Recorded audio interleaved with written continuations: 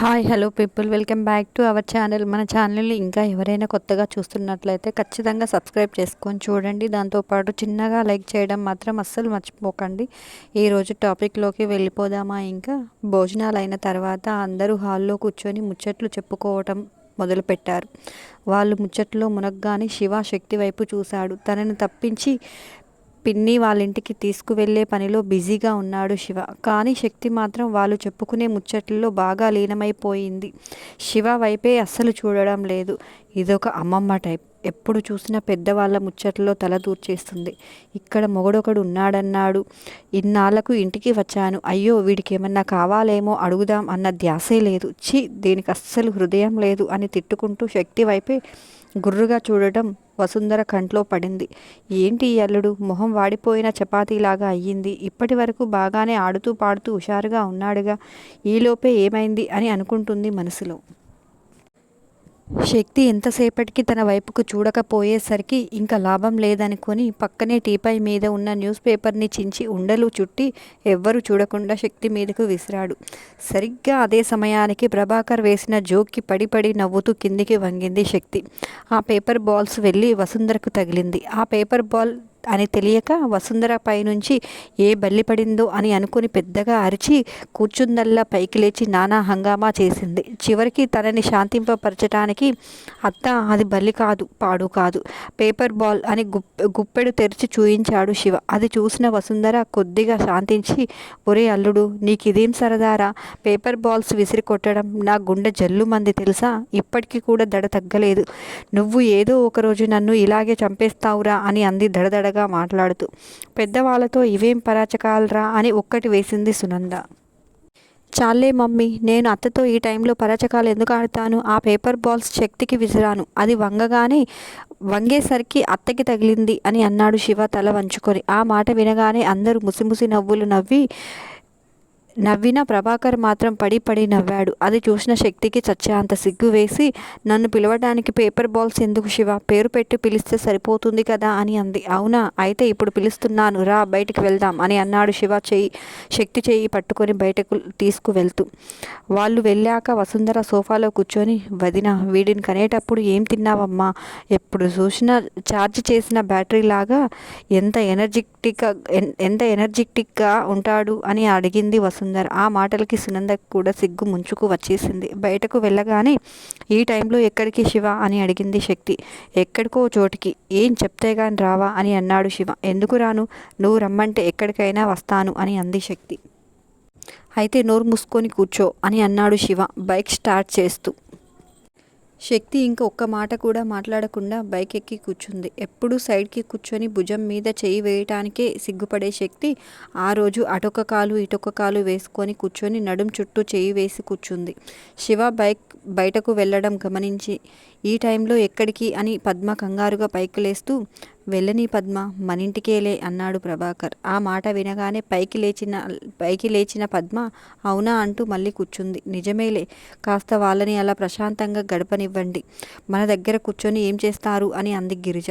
అందరూ అవును అన్నట్లుగా ఎక్స్ప్రెషన్లు ఇచ్చి మళ్ళీ వాళ్ళ కబుర్లలో మునిగిపోయారు. దారిలో శివ భుజం మీద తలవాల్చి, ఏంటో చాలా హాట్గా ఉన్నావు, నా మీద కోపమా అని అడిగింది శక్తి. చాలా కోపంగా ఉంది అని అన్నాడు శివ. ఎందుకో అని అంది శక్తి పైకి లేచి శివ మెడ మీద ముద్దు పెడుతూ. ఆ ముద్దుతో శివాలో చెక్కిలి గింతలు మొదలయ్యాయి. శక్తి మీద అస్సలు కోపం లేకపోయినా ఉన్నట్లుగా నటిస్తూ, ఎందుకు అంటావేంటి? నీకు నాకన్నా ముచ్చట్లు ఎక్కువైపోయాయిగా, అసలు నా వైపు చూడటం కూడా మానేసే, అంత బోరింగ్ ఫేసా నాది అని అన్నాడు కోపంగా. ఓయ్, నీ ఫేస్ బోరింగ్ అని నేనెప్పుడు అన్నాను బాబు అని అంది శక్తి శివ భుజం మీద తలవాల్చి. అన్నీ నోటితో చెప్పాల్సిన పని లేదు, నీ బిహేవియర్ చూస్తే తెలిసిపోతుందిలే అన్నాడు గేట్లో నుంచి బైక్ నేరుగా గుమ్మం ముందు ఆపి. శక్తి అప్పుడే ఇల్లు వచ్చేసిందా అని అడిగింది ఆశ్చర్యంగా చూస్తూ. నిజానికి శక్తి అలా వెనుక నుంచి హగ్ చేసుకుని ప్రేమగా ముద్దు పెట్టేసరికి బైక్ సూపర్ స్పీడ్ అందుకుని రేస్ గుర్రంలాగా ముందుకు దూసుకు వచ్చేసింది. శివ మాటల్లో పడి బైక్ ఎలా దూసుకు వెళ్తుందో కూడా శక్తి గమనించలేదు. శివ స్టాండ్ వేసి కిందికి దిగవే అన్నాడు. అప్పుడు బైక్ దిగింది శక్తి. శివ ప్యాకెట్లో నుంచి కీస్ లాక్ ఓపెన్ చేసి డోర్ తీసుకుని లోపలికి వెళ్ళాడు. శక్తి కూడా శివ వెనకాలే లోపలికి వెళ్ళింది. శివ కీస్ టేబుల్ మీద పెట్టి మెయిన్ డోర్ లాక్ చేసి శక్తి దగ్గరకు వచ్చాడు. ఇక్కడికి రావటానికా ఇన్ని మాటలు అన్నది అని అంది శక్తి. లేకపోతే దొరక్క ఛాన్స్ దొరికితే కబుర్లతో కాలక్షేపం చేయమంటావా అని అన్నాడు శివ. అంటే ఇప్పుడేం చేద్దామని అని అడిగింది శక్తి. శక్తి బుగ్గ మీద వేలుతో పొడిచి, ఏ దొంగ, ఏం తెలియనట్లు మరీ అంత అమాయకంగా నటించకు అని అన్నాడు శివ. అహహా, ఇంతకుముందు నీకు కోపం వచ్చింది కదా, కనీసం 2-3 రోజులన్నా నాతో మాట్లాడవేమో అని అనుకున్నాను అని అంది శక్తి కళ్ళు తిప్పుతూ. 2-3 రోజులే, అదేదో 2-3 గంటలు అన్నట్లు అంత తేలిగ్గా చెప్పావేంటే? నీతో మాట్లాడకుండా అంత టైం ఉండడం నా వల్ల కాదే శివాంగి అన్నాడు శివ శక్తిని కౌగిలించుకొని. ఓయ్, ఇందాక ఏదో ఇస్తున్నావు, డ్రైవింగ్లో పడి నేను పెద్దగా ఫీల్ కాలేకపోయాను. అదేదో ఇప్పుడు నీ ఇష్టం వచ్చినన్ని ఇవ్వవే అని అన్నాడు శివ. ఆహా, అదేదో ఇందాక నువ్వు ఏదో కోపంలో ఉన్నావని కూల్ చేయడానికి పెట్టాను. ఇప్పుడు నీకు కోపం లేదుగా, ఇంకెందుకు పెట్టడం అని అంది శక్తి శివ భుజాల మీద చెయ్యి వేసి కళ్ళు తిప్పుతూ. ఏంటే నా దగ్గర నీ వేషాలు అని అన్నాడు శివ శక్తిని దగ్గరకు లాక్కొని. ఏ వేషాలు? వేషాలు నీకు మాత్రమే వచ్చనుకుంటున్నావా? లేక నువ్వు మాత్రమే వేయగలను అనుకుంటున్నావా? నాకు వచ్చు బాబు, అప్పుడప్పుడు మా టాలెంట్ కూడా చూపించుకోవాలి కదా అని అంది శక్తి అంటుంటే. అబ్బో, నాకు తెలియకుండా నీలో ఇంకేం టాలెంట్స్ ఉన్నాయే శివాంగి అని అడిగాడు శివ పెదవులతో శక్తి మెడ మీద మీటుతూ. నువ్వు అడగగానే చెప్తారు మరి అని అంది శక్తి నవ్వుతూ. నాకు చెప్పక ఎవరికి చెప్తావే అంటూ శక్తిని ఎత్తుకుని లోపలికి తీసుకువెళ్ళి, బర్త్డే గిఫ్ట్ అడిగావుగా, తీసుకోవా అని అడిగాడు శివ. భలే వాడివిలే, ఎందుకు తీసుకోను, పిచ్చి వెయిటింగ్ ఇక్కడ, నువ్వు ఎప్పుడు ఇస్తావా అని కాచుకొని కూర్చున్నాను అని అంది శక్తి నవ్వుతూ. హహహా, ఇంకా ఎదురు చూపులకు పులి స్టాప్ పెట్టేయి, కానీ ఒక ప్రామిస్ చెయ్యి అని అన్నాడు శివ. ఏంటో చెప్పు అని అంది శక్తి. చెప్తాను, వెయిట్, ముందు కళ్ళు మూసుకో అని అన్నాడు శివ. శక్తి ఎక్కువ ఆలస్యం చేయకుండా కళ్ళు మూసుకుంది. శివ ఒక డ్రెస్ చేతిలో పెట్టి కళ్ళు తెరువు అన్నాడు. శక్తి చేత్తో డ్రెస్ని తడిమి చూసి డ్రెస్ అని అంది సంతోషంగా. అది డ్రెస్సే, కానీ అది ఏ మోడల్ డ్రెస్ అయినా ఇప్పటికిప్పుడే వేసుకుని నాకు చూపించాలి. అదే ఇంతకు ముందు నేను అడిగిన అని చెప్పాడు శివ. ఓ అవునా అని శివ తీసుకువచ్చే ఏ డ్రెస్ అయినా చాలా బాగుంటాయని శక్తికి ఆల్రెడీ తెలిసి వెనుక ముందు ఎక్కువ సమయం ఆలోచించకుండా సరే అంది. ఓకే, ఇప్పుడు కళ్ళు తెరువు అన్నాడు శివ. శక్తి కళ్ళు తెరిచి డ్రెస్ వైపు చూసింది. బ్లూ కలర్ డ్రెస్ చూడగానే వావ్, సో బ్యూటిఫుల్ శివ అని అంటూ డ్రెస్ని ఓపెన్ చేసి చూసింది. ఇదేం డ్రెస్ శివ అని అరిచింది శక్తి. ఇదేం డ్రెస్ ఏంటే? అదే డ్రెస్ అని అన్నాడు శివ. ఇంత పొట్టి డ్రెస్ నేను వేసుకోను బాబు అని బెడ్ మీద నుంచి పడేసింది శక్తి. దాంతో శివాకి కోపం వచ్చేసింది. నేనంత ప్రేమగా తెస్తే పడేస్తావా అని అన్నాడు కోపంగా. పడేయక ఆ డ్రెస్ వేసుకున్నా ఒకటే, వేసుకోకపోయినా ఒకటే. అసలు 10 ఇయర్స్ పిల్లలకు సరిపోతుంది అది. నేను ఆ వయసు దాటేసి 8 ఇయర్స్ అవుతుంది. అప్పటి బట్టలు ఇప్పుడు వేసుకుంటే చండాలంగా ఉంటుంది కదా అని అంది శక్తి.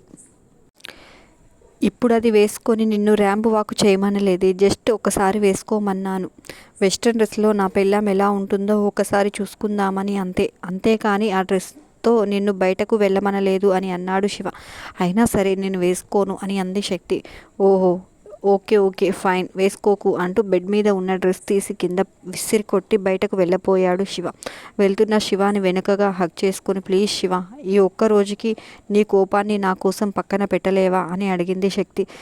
నీ సంతోషం కోసం నేను ఏమైనా చేయగలనే, కానీ నువ్వు మాత్రం నా కోసం చిన్నవి కూడా చేయను అంటావు చూడు, అప్పుడు చాలా బాధగా ఉంటుంది తెలుసా. ఇలా నీ ఎదురుగా ఉన్నాననుకో, ఆ బాధ కోపం అలాగే మారి నిన్నెక్కడ హర్ట్ చేస్తానను నా భయం, అందుకే బయటకు వెళ్ళిపోతున్నాను అన్నాడు శివ. ఇక్కడే ఉండి నన్ను నీ ఇష్టం వచ్చినట్లు చేసుకో శివ, తిట్టుకో కొట్టుకో ఏమైనా చేసుకో, అంతేకాని నన్ను వదిలిపెట్టి మాత్రం వెళ్ళకు శివ, నువ్వు లేకపోతే నేను బ్రతకలేను అని అంది శక్తి బాధగా. ఆ మాటలు వినగానే శివ ముందుకు తిరిగి శక్తిని కౌగిలించుకొని ముద్దులతో ముంచేస్తూ, నిన్ను వదిలి నేను ఎక్కడికి వెళ్తాను బంగారం, అప్పుడే వచ్చేస్తాను కదా. సారీ శివాంగి, బర్త్డే రోజు నిన్ను ఇలా బాధ పెట్టాను, ఐఎమ్ సో సారీ రా, ఇదంతా నాదే తప్పు. నీకు అలాంటి డ్రెస్సులంటే ఇష్టం లేదని తెలిసి కూడా తీసుకువచ్చి నిన్ను వేసుకోమని బలవంతం చేశాను. నేనొక ఈడియట్ని అని అన్నాడు శివ శక్తి తల మీద చేయి వేసి ప్రేమగా నిమురుతూ. లేదు శివ, తప్పంతా నాదే. నువ్వు ఎంతో ప్రేమగా నా కోసం డ్రెస్ తీసుకువచ్చి వేసుకోమంటే మొండిగా చేశాను అని అంది శక్తి. లేదురా, నాదే తప్పు అన్నాడు శివ. కాదు, నాదే తప్పు. నేను వేసుకునేది నీ ముందే కదా, దానికే చాలా ఎక్కువ చేశాను. ఉండు, ఇప్పుడే వేసుకుంటాను అని అంది శక్తి. వద్దు, నువ్వు నా కోసం ఇష్టం లేని పనులు చేయాల్సిన అవసరం లేదు అన్నాడు శివ ముందుకు వంగి కింద పడ్డ డ్రెస్ తీసుకుంటున్న శక్తి చేయి పట్టుకొని ఆపుతూ. అయినా శక్తి వినిపించుకోకుండా డ్రెస్ని తీసుకొని 2 నిమిషాలుండు అంటూ పక్క రూంలోకి వెళ్ళింది. శక్తి వెళ్ళగానే, చా, నీకు బుద్ధి లేదురా, ఇంత ఇంపార్టెంట్ రోజున నీ పెళ్ళాన్ని ఏడిపిస్తావా? అస్సలు నువ్వు మొగుడివేనా అని అద్దంలో తనని తను చూసి తనే తిట్టుకుంటున్నాడు శివ. ఆ కార్యక్రమం అయిన తర్వాత బెడ్ మీద వాలాడు. ఈలోపు శక్తి రానే వచ్చేసింది. కానీ మొత్తం బ్లాంకెట్ చుట్టుకొని ఉండడంతో శివకి నవ్వు ఆగలేదు. అదేంటి బ్లాంకెట్ చుట్టుకున్నావు అని అడిగాడు శివ నవ్వుతూనే.